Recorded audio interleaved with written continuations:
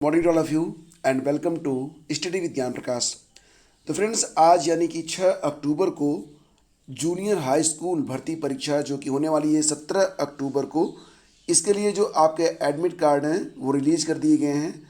और यहाँ पर नोटिफिकेशन आप देख सकते हैं, बताया गया है कि जूनियर हाई स्कूल प्रधानाध्यापक सहायक अध्यापक चयन परीक्षा वर्ष 2021, जूनियर हाई स्कूल प्रधानाध्यापक सहायक अध्यापक चयन परीक्षा वर्ष 2021 की परीक्षा मंडल जनपद स्तर पर निर्धारित परीक्षा केंद्रों पर दिनांक 17 अक्टूबर को होगी।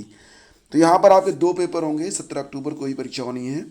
सहायक अध्यापक और प्रधानाध्यापक के लिए जो पहला पेपर होगा यह 10 बजे से 12:30 बजे तक होगा, और 17 अक्टूबर को ही प्रधानाध्यापक का जो सेकंड पेपर होगा वो 2 बजे से 3 बजे तक होगा। तो ये बात ध्यान रखना कि जो सहायक अध्यापक के लिए जिन्होंने अप्लाई किया है उनका सिर्फ एक ही पेपर होना है, 10 बजे से लेकर 12:30 बजे तक। और इसके लिए जो आपका एडमिट कार्ड है, प्रवेश पत्र, यहाँ पर बताया गया है कि 6 अक्टूबर के अपराह्न से निर्धारित वेबसाइट updlet.gov.in के माध्यम से आप डाउनलोड कर पाएंगे। किसी अन्य माध्यम से कोई भी प्रवेश पत्र नहीं मिलेगा। और परीक्षा केंद्र पर प्रवेश पत्र के साथ अभ्यर्थी को अपने ऑनलाइन आवेदन में अंकित फोटो युक्त पहचान पत्र की मूल प्रति के साथ किसी एक प्रमाण पत्र को साथ लाना होगा, जैसे कि प्रशिक्षण योग्यता का मूल प्रमाण पत्र। ध्यान दीजिएगा इस पर कि जो प्रवेश पत्र के साथ अभ्यर्थी को ऑनलाइन आवेदन में अंकित, जो ऑनलाइन आवेदन करते समय जो आपने फोटो युक्त पहचान पत्र का उल्लेख किया था उसको तो लेके जाना ही है, मूल प्रति लेकर जाना है। और किसी एक प्रमाण पत्र को, जैसे कि प्रशिक्षण योग्यता का मूल प्रमाण पत्र, जैसे कि अगर आपने बीएड किया है, बीटीसी किया है, तो उसका जो ओरिजिनल मार्कशीट है, सर्टिफिकेट है, वो लेकर जाना होगा आपको। प्रशिक्षण योग्यता के अंतिम सेमेस्टर की निर्गत अंक पत्र की मूल प्रति भी लेकर जा सकते हैं आप। इसके अलावा उच्च प्राथमिक स्तर के उत्तर प्रदेश शिक्षक पात्रता परीक्षा या केंद्रीय पात्रता परीक्षा का मूल प्रमाण पत्र भी लेकर जाना होगा। और ये जो डॉक्यूमेंट्स है फ्रेंड्स, इसको लेकर जाना बहुत ही ज़रूरी है। इसके मतलब अगर आप ये नहीं ले जाते हो तो फिर आपको प्रवेश देने से रोका जा सकता है। और जो अनुदेश दिया गया है आपके एडमिट कार्ड पर, उस पर भी आप जो है एक बार ध्यान से उसको पढ़ लीजिएगा और उसका पालन आपको करना होगा। कुल मिला के देखा जाए तो पीएनपी के कार्यालय की ओर से जो नोटिस जारी हुई है उसमें बताया गया है कि पहली पाली की परीक्षा 688 केंद्रों पर होगी। सहायक अध्यापक और प्रधानाध्यापक पद के अभ्यर्थी इसमें शामिल होंगे। दूसरी पाली की परीक्षा प्रधानाध्यापक पद के लिए होगी और इसके लिए 49 केंद्र बनाए गए हैं। मतलब ये कि जिन्होंने आवेदन किया हुआ है सहायक अध्यापक और प्रधानाध्यापक दोनों के लिए, उनके लिए जो परीक्षा केंद्र हैं वो 49 हैं, क्योंकि सहायक अध्यापक के लिए जिन्होंने आवेदन किया है उनके लिए कुल मिला के 688 परीक्षा केंद्र बनाए गए हैं। और संबंधित जो सूचनाएं हैं वो अलग अलग अखबारों में भी आज पब्लिश हुई हैं, आप पढ़ सकते हैं। यह प्रयागराज का अमर उजाला है और ये प्रयागराज का ही एडेड जूनियर हाई स्कूल भर्ती परीक्षा के प्रवेश पत्र आज जारी होंगे। तो यहाँ पर आप देख सकते हैं सहायक अध्यापक के लिए 1504 पद हैं और प्रधानाध्यापक के 390 पद हैं। 17 अक्टूबर को परीक्षा होगी और ये जानकारी आप हिंदुस्तान में देख सकते हैं, प्रयागराज का जो एडिशन है उसमें। सहायक अध्यापक के लिए आवेदन करने वाले कुल 3.33 लाख अभ्यर्थी हैं। 3,33,000 लोगों ने आवेदन किया है सहायक अध्यापक के लिए, जो कि पदों की संख्या बहुत ही कम है उसके बावजूद भी। और देखिए फ्रेंड्स, एएनएम के 168 पदों के लिए कुल 2,558 आवेदन आए हैं। तो बेहतर स्वास्थ्य सेवाएं देने के लिए एएनएम के पद बढ़ाए जाएंगे और स्वास्थ्य विभाग पूरे प्रदेश के साथ प्रयागराज में भी नई नियुक्ति करेगा। 168 पदों के लिए ऑनलाइन आवेदन मांगे गए और 2,558 अभ्यर्थियों ने इस पर आवेदन किए हैं। सरकारी अस्पताल खासकर ग्रामीण इलाकों में बेहतर स्वास्थ्य सेवा देने का जिम्मा काफ़ी हद तक एएनएम पर ही होता है। कोरोना काल के दौरान एएनएम की भूमिका काफ़ी अहम रही।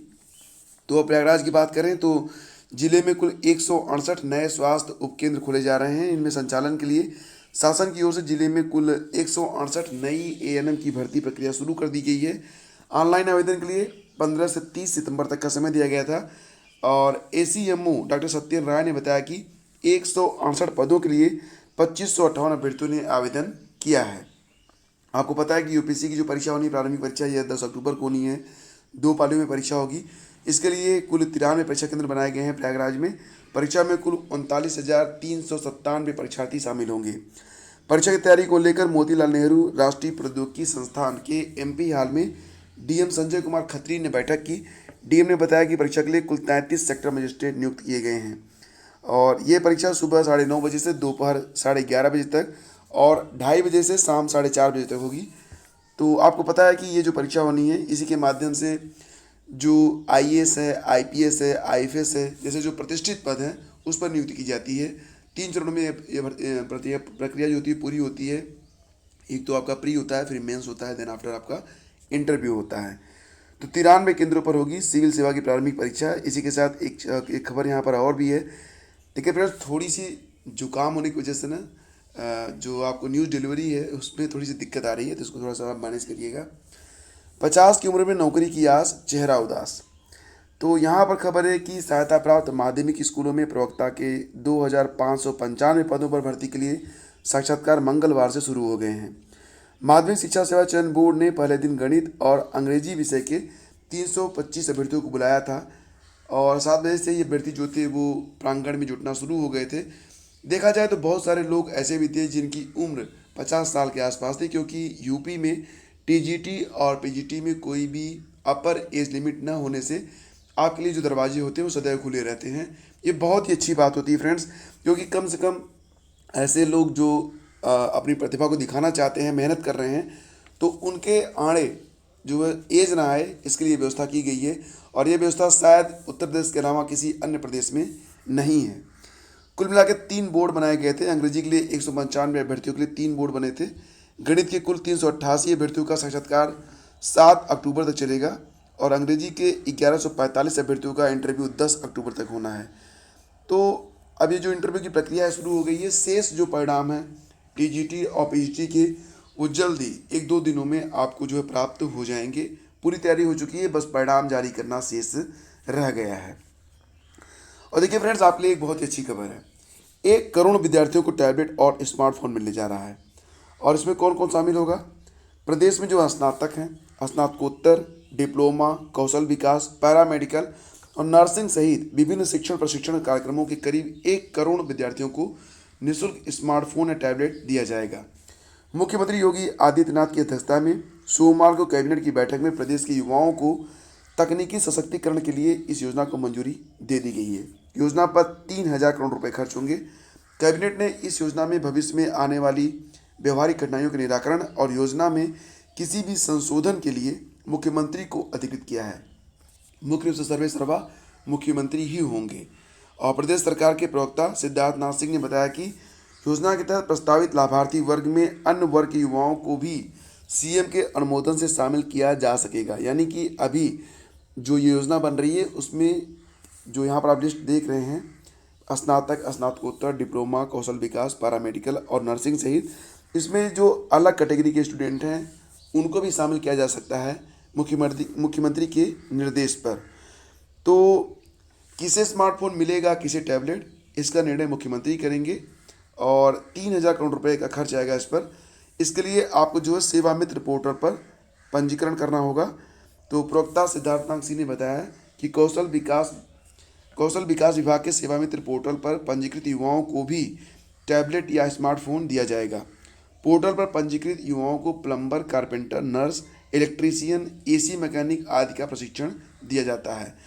तो एक शानदार न्यूज़ है आप सभी लोगों के लिए। बहुत जल्दी आप सभी के हाथ में एक टैबलेट या एक स्मार्टफोन नज़र आने वाला है, तो इसकी अग्रिम बधाई आप लोग स्वीकार करें। और देखिए, कर्मचारी चयन आयोग सब इंस्पेक्टर या HSSC SI भर्ती 2021 पुरुष और महिला दोनों के लिए चल रही है। आयोग ने अब 26 सितंबर की परीक्षा को दोबारा कराने के लिए नोटिस जारी कर दिया है। यह परीक्षा 13 अक्टूबर को पूरे हरियाणा के 3 परीक्षा केंद्रों पर आयोजित की जाएगी। अधिक जानकारी आपको मिल जाएगी hssc.gov.in पर। तो HSSC यानी कि हरियाणा SSC SI भर्ती 2021 465 पदों के लिए है। पुनः परीक्षा शाम के सत्र में दोपहर 3 बजे से शाम 4:30 बजे तक आयोजित होगी। इसका वास्तविक कारण अज्ञात है। आधिकारिक नोटिस में उल्लेख किया गया है कि केवल वे उम्मीदवार जो 26 सितंबर को उपस्थित हुए या परीक्षा केंद्र में उपस्थित थे उन्हें इस परीक्षा में बैठने की अनुमति दी जाएगी और इसके लिए एडमिट कार्ड फिर से जारी किए जाएंगे। एडमिट कार्ड 9 अक्टूबर को आयोग की वेबसाइट से डाउनलोड किए जा सकेंगे। और इसी के साथ एक न्यूज़ और भी है। यूपी SSC की प्रारंभिक अर्हता परीक्षा यानी कि PT में भी बड़ा बदलाव हुआ है। दूसरी पाली की परीक्षा में एक प्रश्न का उत्तर बदल गया है, वहीं 3 सवाल गलत मिले हैं। तो आयोग की ओर से परीक्षा में शामिल होने वाले सभी अभ्यर्थियों को इन प्रश्नों में पूरे अंक दिए जाएंगे। संशोधित उत्तर कुंजी वेबसाइट पर आपको मिल जाएगी, अभ्यर्थी उसे देख सकते हैं। तो उत्तर प्रदेश अधीनस्थ सेवा चयन आयोग की ओर से राज्य सरकार की समूह ग के रिक्त पदों पर चयन के लिए प्रारंभिक परीक्षा 24 अगस्त को हुई थी। 2 पालियों में परीक्षा हुई थी, सुबह 10 से 12 और शाम को 3 से 5। लगभग 20,73,000 अभ्यर्थी इसमें शामिल हुए थे। अब यहाँ पर जो इसकी फाइनल आंसर की जारी हुई है, उसमें पहली मीटिंग में तो कोई बदलाव नहीं हुआ है, लेकिन सेकेंड मीटिंग की जो परीक्षा हुई थी उसमें 4 प्रश्न ऐसे हैं, एक प्रश्न गलत और 3 के उत्तर गलत दिए गए थे। तो 4 प्रश्नों पर सभी अभ्यर्थियों को फुल मार्क दिए गए हैं। और इसी के साथ एक न्यूज़ जो यहाँ पर और भी आ रही है फ्रेंड्स, छोटी सी खबर है, और खबर ये है कि यूपी ट्रिपल एससी पीटी का जो परिणाम है वो 15 अक्टूबर तक हर हाल में जारी कर देगा, और अक्टूबर माह में ही आपको लेखपाल भर्ती का नोटिफिकेशन और अन्य भर्तियों के नोटिफिकेशन में ही देखने को मिल सकते हैं।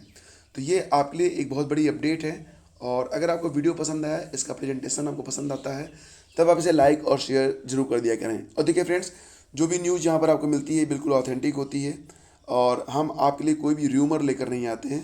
इसलिए आप लोग चैनल पर बने रहें और हमारा सहयोग करते रहें। Thank you so much.